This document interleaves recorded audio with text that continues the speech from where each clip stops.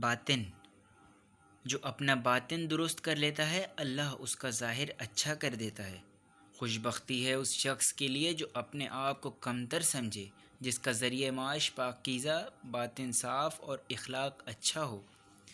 اللہ تعالیٰ اپنے بندوں میں جسے چاہے گا نیک نیتی اور پاک باطنی کے بنا پر داخل جنت کر دے گا۔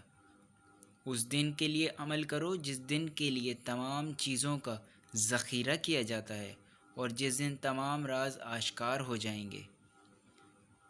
تم سب اللہ کے دین کے اعتبار سے بھائی بھائی ہو۔ میں صرف بد باطنی اور بری نیتیں ہی اختلاف پیدا کرتی ہیں۔ جس کا باطن اچھا ہوتا ہے وہ کسی سے نہیں ڈرتا۔ پاک باطنی درست بصیرت ہونے کی دلیل ہے۔